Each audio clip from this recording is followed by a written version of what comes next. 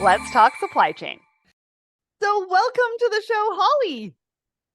Hey, Sarah, thank you for having me. I'm so excited. This is I awesome. And we're in I our green. Woo, woo. I know we're wearing the same color. We did not mean to do that, but I am so happy to have you here. I have been meaning to have you in our Women in Supply Chain series.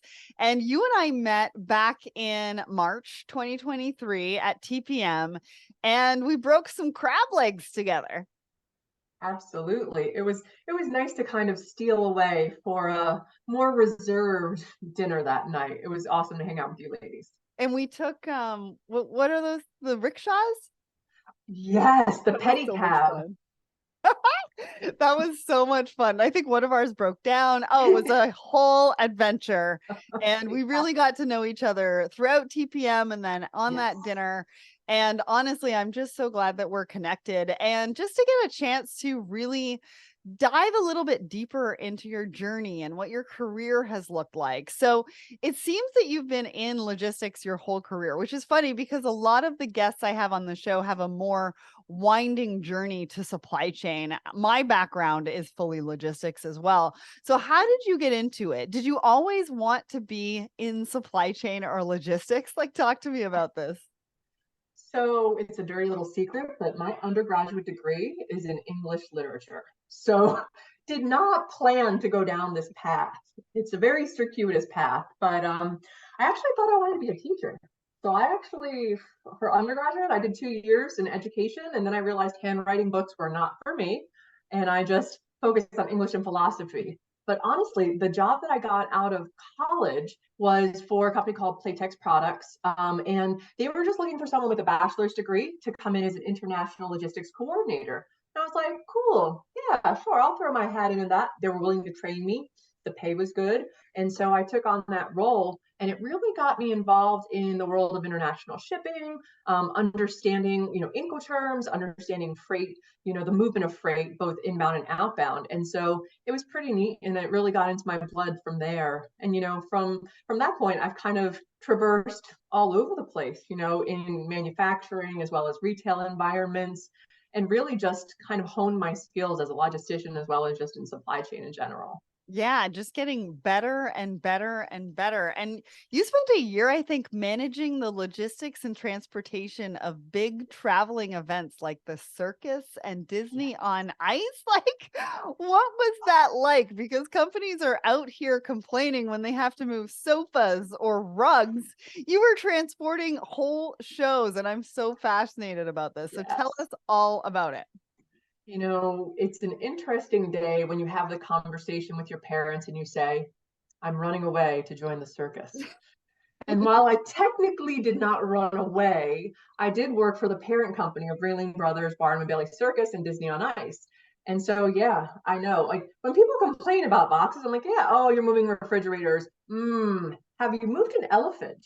Can I tell you that moving an elephant from Florida to Puerto Rico for shows and having to have a special 40-foot container for their their leavings, their droppings, like those are the things you think about, having to send a full ice rink down to South America, right? Because when you're going to Bolivia and Ecuador, they don't have a lot of ice skating rinks. Unlike you in Canada, we had to send down the slats and the chillers to make the ice rinks and the floors. I mean, people, equipment, ice rinks, everything that went in, for the most part, had to come back out. And so I got very familiar with ATA carnets, which Yep. if you've done any types of, trade shows, it basically, when you send your booth, you say, I'm sending one booth with a curtain and a table skirt and this material, and it's all coming back. So basically, you don't have to pay customs duties because it's all coming back. Yeah. But let me tell you, when it's, Disney princess show and it's like pink dress number one, pink dress number two, purple dress, and you have customs stopping to look at every single thing, it's a challenge. And there's stress, you want to make sure that the patrons, the kids are happy and that everything is there. Yeah. What would they do without their popcorn and whirligig light up toys? Amazing. I know my mom used to move horses. So I think that's the closest that we ever got to that. Not me personally, but our logistics company did that. And I know that, There's It's so interesting. much that has to get done. And I'm sure with animals is, I don't even know if wildlife would need to get involved to a certain extent, Yes. depending on which animals it is, right? We would usually come in through Miami because Miami is one of the biggest international gateways for that. And so Okay. you definitely have to have your CITES certificate. You'd have to have someone from wildlife there and customs there to check. And, they scan to make sure that the chip that, if you say you're bringing in brown bear and it's supposed to be Bobby the brown bear, you're not bringing in Sammy the brown bear. So they scan it and they do all of that, traveling with vets, traveling with the techs, all of that. It's very complex. And what was amazing to me is that, some of the acts that were being imported, it was generational. You would literally Mm. have like 3 generations of families that were training these animals that would be able to, like the horses, to be in the ring, that people could stand on their backs and do this. And so it was pretty neat, the generational aspect of that for both the animal talent, but also the people. A lot of times, we would have 3 and 4 generations in the show, Wow. in the acts. Wow. Do you have any funny stories that you can tell us from those days? Because I'm sure that every shipment was absolutely different from another. Bonkers. But if you have one that is just like really cool or funny or something that you could share, I would love that. So I can share one thing it was super stress inducing for me, but looking back on it was not a big deal. Mhm. So, when the circus would go in the northern border, right, they'd go across, they'd be in New York and go to Canada and then come back and forth and weave back and forth. And so we had to get all of our acts, needed to get visas, and they needed to make sure that they had everything done with their passports. So I had duly collected all of the passports for everyone and gone to the different, either the embassies or the consular offices in downtown DC, getting everything stamped and set up. And the time came when I was going to meet the show. I think it was like out in St. Louis or something. And I was traveling with a briefcase with like 75 international passports. We're talking Russia, China, Hungary, Right. all over the place. And I'm just this unassuming person coming through. And I actually had to get a letter from the owner of the company, who was Mr. Feld, because it was Feld Entertainment. And basically it stated that, the company has knowledge that I, Holly, am allowed to travel with all of these people's passports. I had to like kind of declare myself to TSA before I went through and like show them Wow. like, this is going to look really weird. Trust me, I'm allowed to have these passports. But, that was one of the more like, personal hair raising things. But it was kind of wild, some of the things that would go on. And, you Yeah. always have to remind them, no fireworks. Don't bring fireworks back and forth. And like, guys, no fireworks. I mean it this time. So yeah, it was definitely it was engaging and it was fun, stressful. Wow, I just love that. And I'm sure you are a treasure trove of stories. So I am encouraging everybody to connect with you on LinkedIn Yes. and ask you to tell you stories in private. Indeed. um, sorry. I said indeed. Yeah, let's do it. Now you talked about or going for teaching, I believe, but you were a professor, were you, for 4 years, which is a Yes. bit of a gear Yeah. shift. So I mean, I guess you kind of came almost full circle, I would say, but how did the academic world compare to the world of what you were doing with warehouses, ATA carnets, trucks, freight? Like, why did you make that pivot? So, it was an interesting opportunity where I was able to work with Virginia Commonwealth University and teach some courses in international marketing, and transportation, which was awesome. And for me, I've always loved the academic environment, being in the classroom, kind of getting a fresh perspective. And so it was so neat for me to kind of get back in there and to begin talking to students and getting their fresh perspective. And Mhm. it was interesting because some of them, were fresh out of their, because it was graduate level. So some of them were fresh out of their bachelor's degrees, had not necessarily been in the real world, but they Right. had had all the technical training, the academic training. So it was neat to get their perspective and kind of see how we would arrive, at the end of a project. We would arrive at the same place, but their route was certainly different from what I did based on Mhm. my practical experience. Right.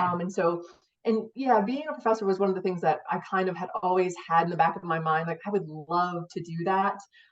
It's a lot of work. I It got to is. tell you, I have great respect because Mm. the reading and going to class and all the papers and grading tests, hats off. It's Yeah. amazing. Yeah, I was given that opportunity a few years ago as well. And unfortunately, it just didn't make any sense for me at the time. But I was also trying to figure out, how much time I would need and what would need to be done Yes. and all this kind of stuff.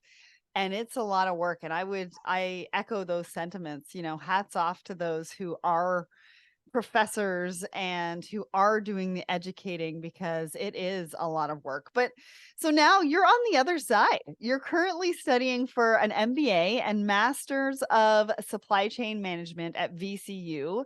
And so, with all of your vast career experience, why did you decide to pursue further qualifications? And how do you balance that study and work and, your personal life too, right? Everybody talks about work life balance, but you kind of have study work life balance. Yeah.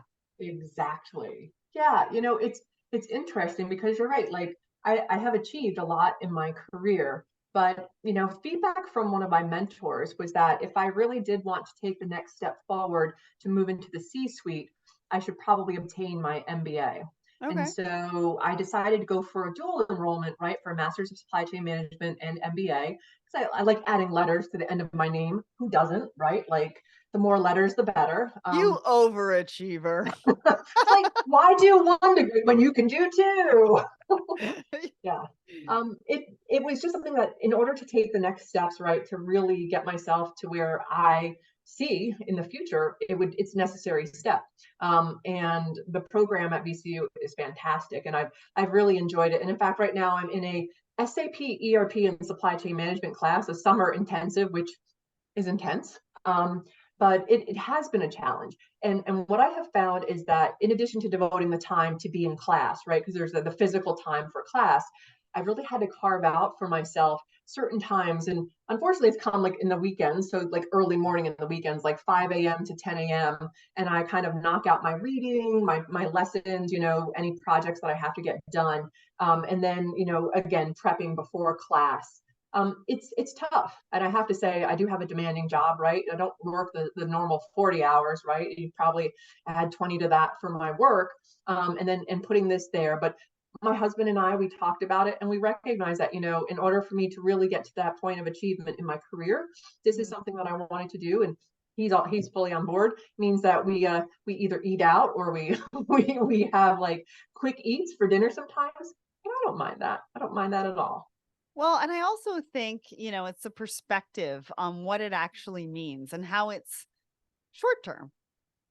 Yes, Right? exactly. It's not going to be like this for the rest of your life, but it might look like this for the next couple of years. And what are we willing to do as a family to be able to make that happen? And maybe a couple of years from now, you're doing the same thing for him, right? You just never know. But, again, it's not forever. Exactly. Yes, there is a terminus at the end of it. I can see it. So you mentioned you have a full-time day job, and that is director of logistics for C&D Trojan with a 40 million a year budget. So just a few things on your plate, like we talked No, about. Talk to us about your role, your responsibilities. How does a director of logistics spend her day? I wish I could say there was like an average day. Uh-huh. There is not. Well, we're all in supply chain, right? We know it's like next fire up. Um, but at this role, I'm really fortunate that I have the opportunity to really kind of influence all of the modes of transportation and logistics and supply Nice. chain. And so I have responsibility for all inbound and outbound transportation, customs clearance. We do a lot of duty drawback, right? Because we import some things, then we re-export. Um, and one of the biggest focuses for me has been supply chain transformation. So when I first joined the organization, it was a lot of outsourcing to third parties, and it made sense because there wasn't a lot of bandwidth internally. And Right. so, as an outsider looking in, I said, "Oh yeah, we've had to reach out and kind of outsource this because we didn't have the bench strength." But as I've been able to add people to my team, we've been able to kind of take things back in and vertically integrate. And one of the most important pieces of that was our international freight. And so we don't actually import a ton, we export around 10,000 containers a year. And we had been outsourcing that to multiple freight forwarders. I'm talking double digits. There were like 11 of them. And then we Wow. had multiple customs brokers working on our behalf as well. And so, of course, to me, my first thought is if I divide that pie up 13 ways, I'm not going to mean much to anybody. Right. And so, we started looking at that and saying, okay, let's dwindle it down to our top freight forwarders, and then ultimately work with the steamship lines directly. Got a BCO contract, right? So we took that back in house, negotiated drayage rates, so to move our containers from the port or to the port. Took that back in house, and we actually successfully had a bid for our customs brokerage as well as freight forwarding, like order management services. So we Yeah. now have one provider. So one system of truth, one place to put everything, and a platform that's visible to all of my customers, both internal and external. It's been a slog, right? It's Yeah. not easy to do that, Right. but it has been one fiscally responsible, right? We're saving so much money because we're not paying for a markup, Right. but also our customers are getting the benefit as well. Our Yeah. transit times have shortened considerably. I'm talking like between 25 and 30% because we're able to Wow. secure our bookings, which Yeah. is great. Like get more product in the market, right? Yeah. Yeah. And there's like better visibility. The technology is better. We're leveraging our service provider for Mhm. better technology. Amazing. I love that that's what you have focused on and you really articulated it so well. I mean, that's taken a while, right? But It it's is. It and has you been make like it 2 years. sound so easy. Oh yeah, yeah. And again, like, and in addition to that, we have like a ton of truckloads that we move and LTL and all the other fun stuff. But international, man, it's so dynamic. You have to kind of be very on top of it, and having it in house is just so much more effective for our organization. So, what are you seeing from an industry perspective? Like, what should people in a position like you sort of look out for as far as trends or maybe opportunities? One of the things that I'm struggling with is trying to find out what the post-pandemic normal is. I'm Nah, talking I about think everybody is. I no. don't think there's normal anymore. Scratch And it. that's just it, right? Like, I'm like, is it going to keep falling? Are the rates going to fall? I don't think so. Mhm, And kind of how do we add resilience into our mhm, supply chain? And some of the ways that I've done that is kind of, as I mentioned, optionality, right? Having multiple partners who can provide different services that we need, whether that's ocean freight and air freight, in circumstances where, there's an urgent situation I need to expedite. yeah, Also, just like deeper tiers of our suppliers, right? It mhm, used to be you would go, oh, I have a primary supplier, great, and then I have a backup. Well, now we're thinking, supplier optionality is a thing. I want to have a secondary, a tertiary, and give them a significant enough chunk of the business that, God forbid, something else happens, economic disaster, the tsunami, whatever. I'm not wishing any of this, by the way. Please, no yeah, one, no right, one put that on their bingo card. But that you have these other suppliers who can stand in the gap, and you won't shut right, your business down. yeah, So I think trying to understand what post-pandemic supply chain looks like, and mhm, then building in resiliency within the organization has been obviously top of mind for me. And where I see some benefits, or at least where I see some rays of light, is technology. yeah, And I know when we were at TPM Tech and we were talking about, it was AI, right. oh yeah, chat GPT, da da da. But honestly, can I tell you, like, I am stoked, and I'm trying to instill within my team an understanding of the fact that, like, the time and effort that they once spent gleaning and trying to find information and source data and get it, once we're able to start to use a chat GPT or an AI function to Mhm. do that data, I guess, Mining? computation, right? Yeah, Scrubbing and yeah, putting it together, mhm, that's going to free up so much time for my human operators, right? yeah, My people, to look at it and say, oh, there's a trend here, or oh, right, this doesn't look good. This happened right before we had that big rate spike, right. and really allow them to be more strategic rather than Yes. administrative. So I'm Mhm. I'm I'm stoked about that. I know many people are not. They're like, oh, they're coming for our jobs. I was like, please take that job. Like, who wanted to be the person going to 10 websites and like clickety clickety click? Oh, what's this? Like, I wanted that job. Yeah, I love that. And I love the way you're thinking about it and how you're getting your team excited about it because I think some conversations can go in very different directions. But I want to Absolutely. talk about the fact that you've been in supply chain for 23 years.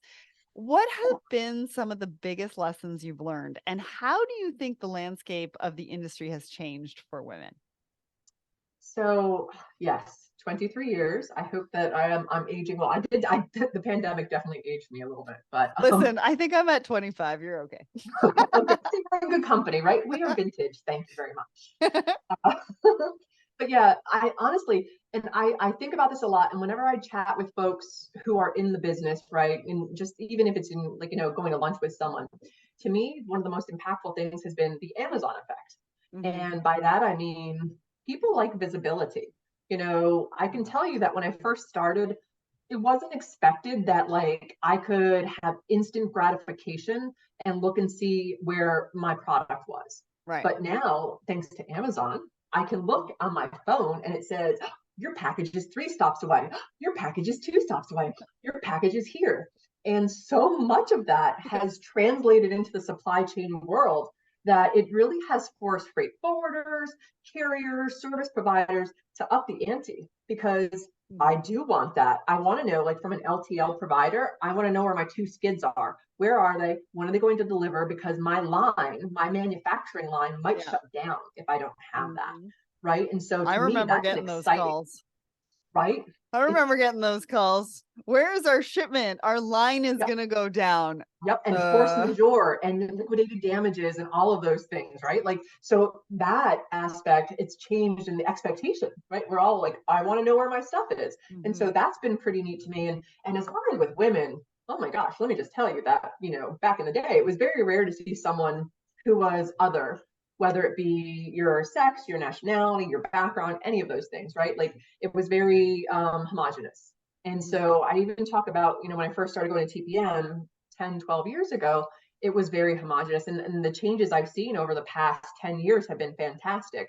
Mhm. And what I can attribute that to is the fact that there are more and more women in the workplace and they're showing their skill set, right? It may be less of the promotion for promotion's sake. Mhm. And as you can tell with my background, I've had to leave companies before to advance my career. Mhm. And maybe previously people weren't necessarily looking or willing to engage in that type of behavior. It was felt as risky. Right. And for me, it was like, okay, no, I spent 4 years here. You've basically told me I've hit the ceiling.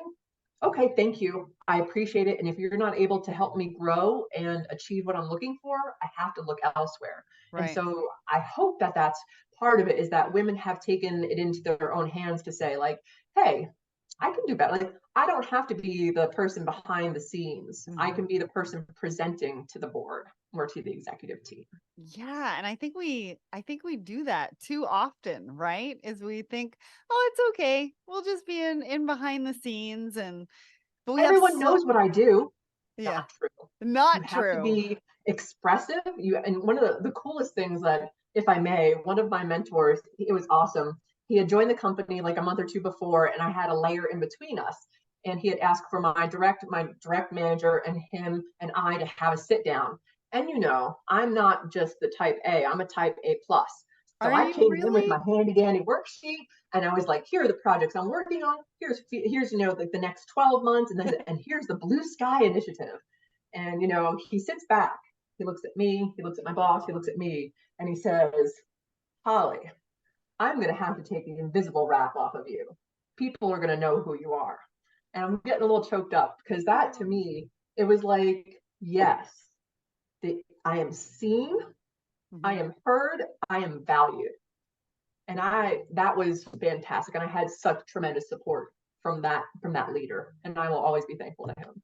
Leaders listening to this, take that moment in because those were only what, 3 words, maybe 4 words, Right? and the impact that it can make on an underrepresented voice in that moment for the rest of their Absolutely. career, for the rest of their lives. Those are just 4 words or 3 words that you can say to be part of an impact and make sure that people do feel heard that want to feel Yes. heard. Thank you so much for sharing that. What would you say to anybody looking to have a career in supply chain, like young professionals, women, underrepresented voices, like what would you say to them? Because you are such a light and I can hear the passion in your voice and I Yes. love it. And so I'm just curious, what would you say to them? So this job is recession proof. It is pandemic proof. It is AI proof because guess what? Even if the robots take over, you're still going to need someone to deliver the materials to your 3D printers as they print your food or whatever it is, right? We will always have a job. And so to me, that helps, right? There's always going to be job security in that sense. But also, it's dynamic. Like, honestly, if you talk to me on a Monday, my focus is going to be on this. It's going to be getting stuff out of Africa. Talk to me on Tuesday, and it's like, oh no, I'm trying to do cross-border transactions down to Mexico, and the governor shut down the Texas border, so every day is different, and so being diagnosed ADHD, it's wonderful. It's like I have so much to focus on, and there's always something unique happening. And it's exciting, right? You're always in the thick of things. Think about during the pandemic when we had the vessels stuck off the coast of California, and then you had the vessel stuck in the Suez Canal, and all of these things. And it really is neat to see how you can be impactful in your daily world. And so many people don't think about that. They're like, oh yeah, I went and I picked up my Pop Tarts from the store. They don't think about how all those components come together, the grain inputs, the plastic that's used for the cellophane to wrap it, Yep. all of that stuff, let alone the trucks.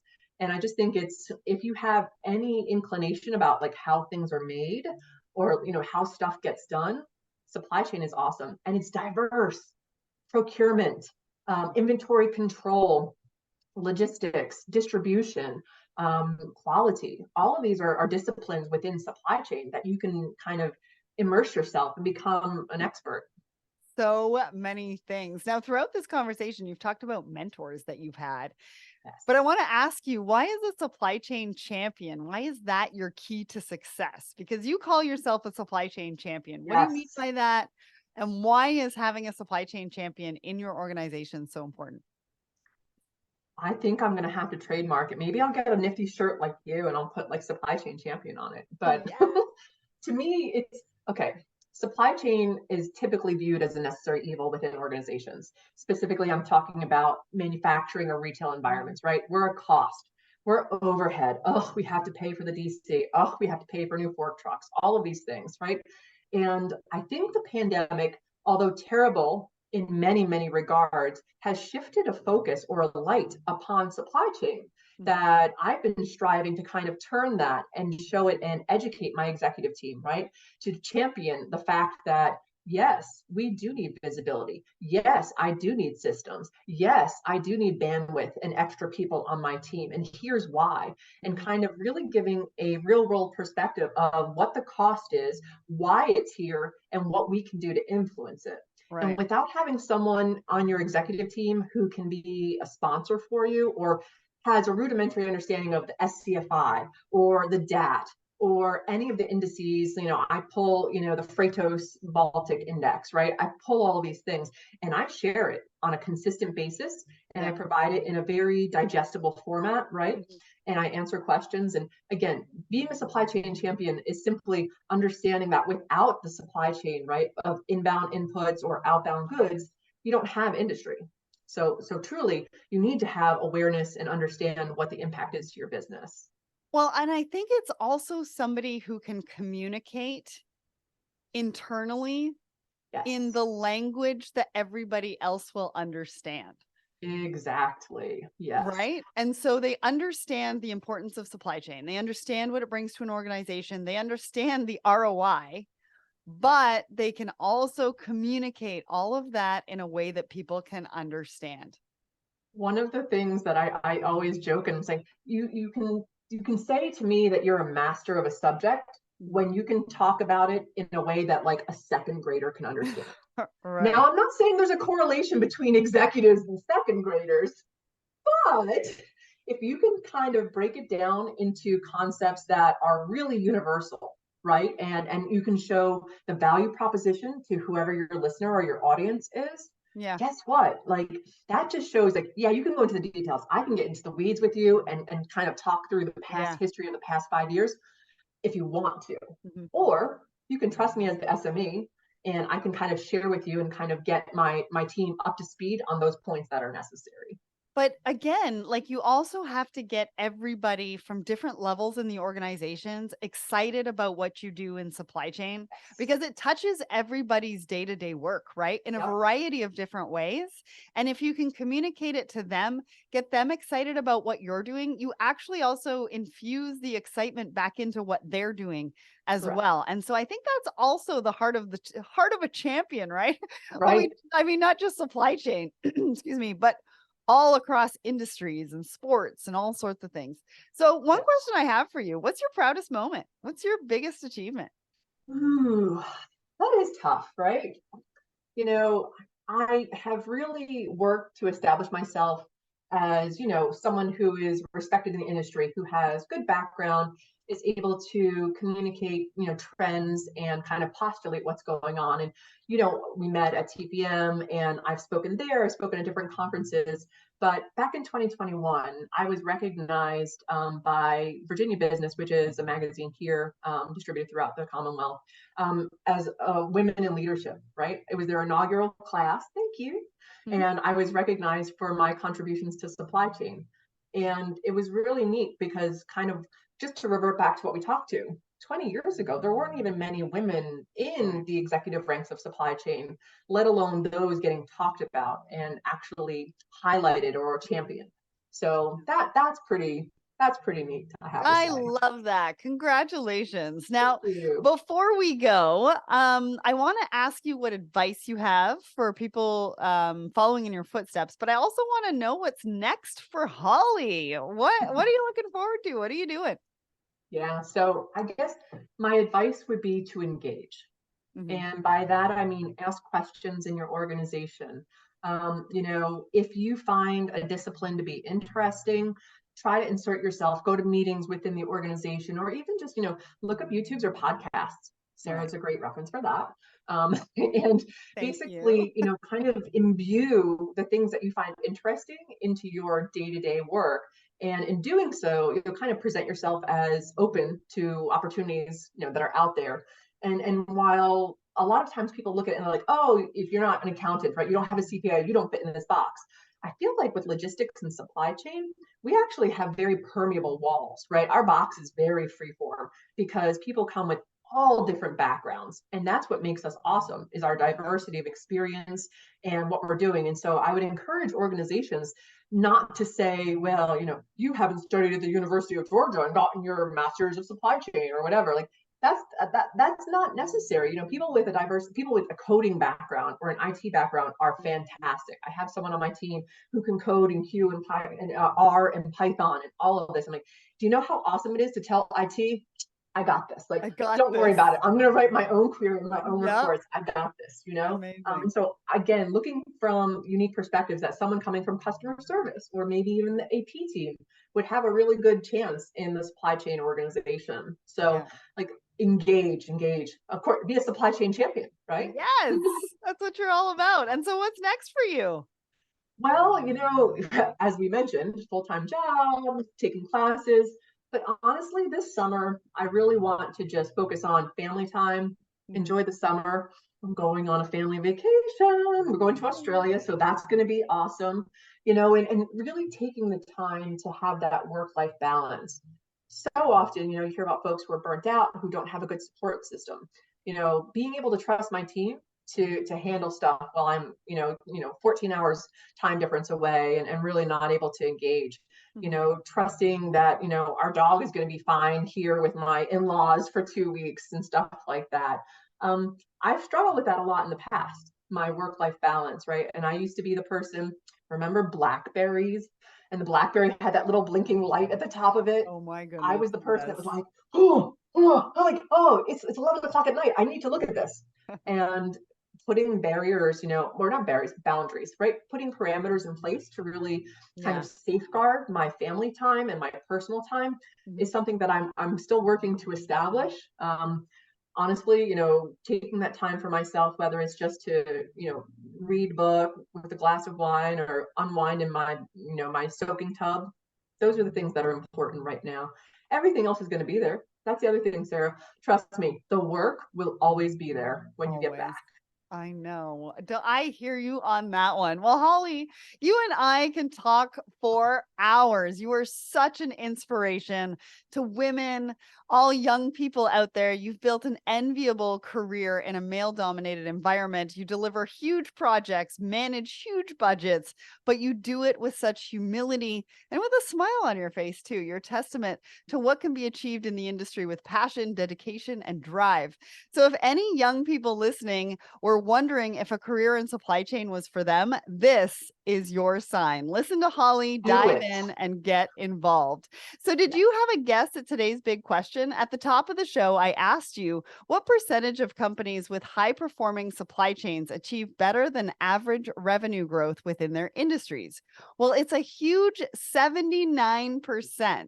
We all know just how important supply chain is, and the numbers really do back that up. So, make sure you have your own supply chain champion. Holly, thank you so much for coming on the show and sharing with us your journey in supply chain. Thanks, Sarah.